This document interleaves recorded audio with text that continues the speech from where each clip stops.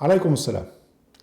أهلا وسهلا بكم أحبتي في برنامجكم ملاحظات قرآنية، وهذه الحلقة رقم 849، وندخل في محور جديد في موضوع الزكاة اللي هو مستحقي محور جديد هو مستحقي الزكاة.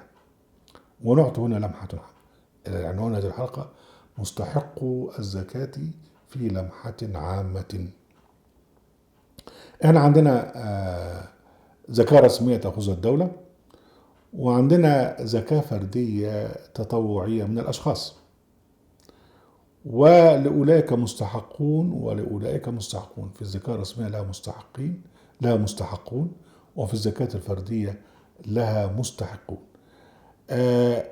بعض المنافقين بقى اللي هم عايزين يعني كانوا يقبضون أيديهم، مش بيطلعوا زكاة، لكن في نفس الوقت عينهم على الزكاة التي تأتي اللي هي الزكاة الرسمية.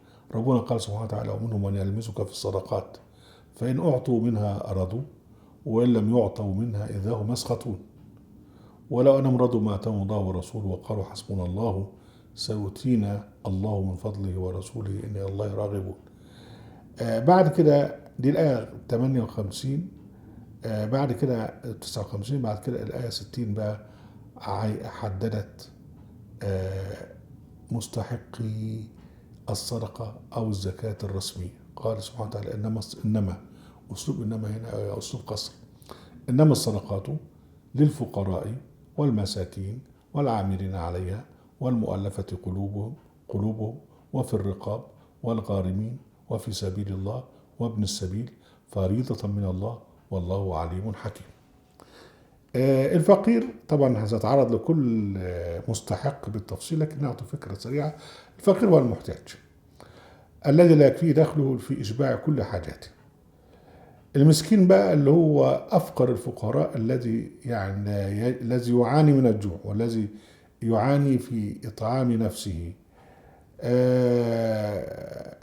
العاملون على الصدقة اللي هم الناس الموظفون، طبعا احنا بنتكلم عن زكاة رسمية، القائمون على جمعية من الناس ويأخذون مرتباتهم من الإيراد.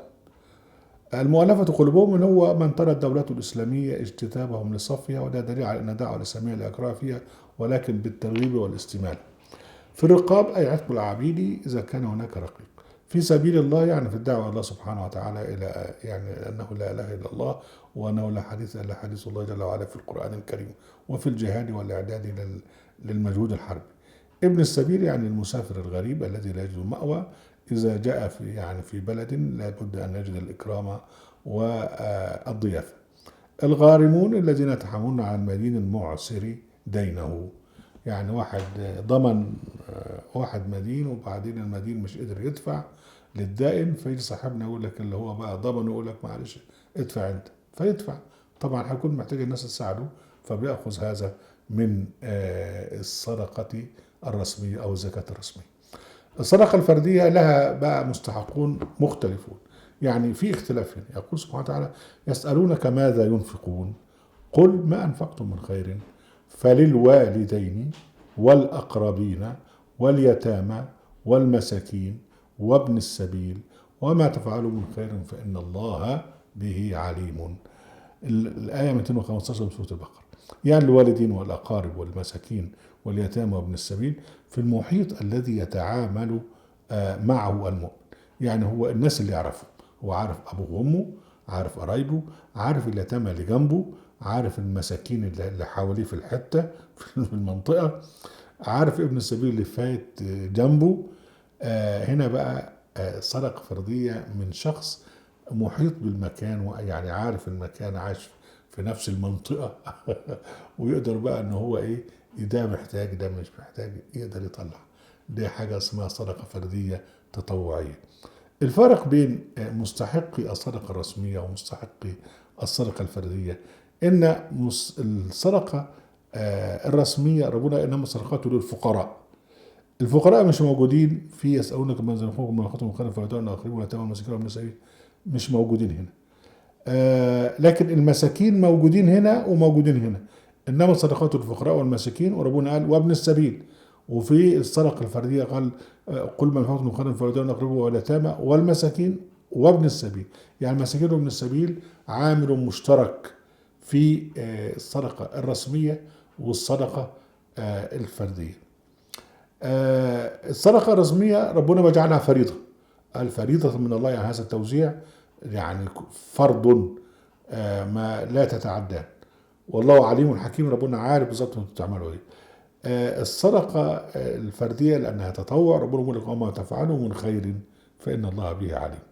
فهذا هو الفرق بينهم. برضه هناك فرق آخر، يعني الصدقة الرسمية حين تتعامل مع الفقراء والمساكين وابن السبيل، بتتعامل بقى مع طوائف، يعني مع كاتيجوري، مع ناس الفقراء اللي هو بتحدد بقى هو مستوى الفقير ايه هو ومستوى المسكين ايه هو، على يعني على مستوى البلد كلها.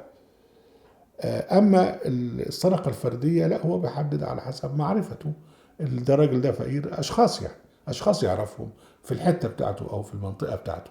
فابن السبيل مثلا في الصدقه الرسميه ممكن الدوله تعمل مثلا بيوت ضيافه، لكن بالنسبه للشخص اللي هو مامور ان ينفق على ابن السبيل ممكن يديله فلوس وهو ماشي، ممكن يستضيفه عنده في البيت. ففي هناك يعني فروق في هذا وذاك، لكن يجمع بينها الصدقة بين مستحقي الصدقة الرسمية ومستحقي الصدقة الفردية، إن الاتنين مع بعض بيكملوا بعض. يعني على مستوى الأمة، على مستوى الوطن، على مستوى البلد، الدولة بتعمل الحاجات دي على المستوى العام. على مستوى كل حتة، كل منطقة بتلاقي بقى في صدقات فردية تدور على ده وده وده وده وتديله. بالتالي بقى إن يعني ناحية عامة وناحية خاصة لكن موجودة في كل حتة، كده بنستطيع ان احنا نضمن ان يعني الفقر يمكن محاربته ويحدث الأمن الاجتماعي. أهلا وسهلا بكم أحبتي في برنامجكم لحظات قرآنية، وفي قناة أهل القرآن وفي موقع أهل القرآن. لا تنسوا المشاركة بالسيف وإليكم وعليكم السلام.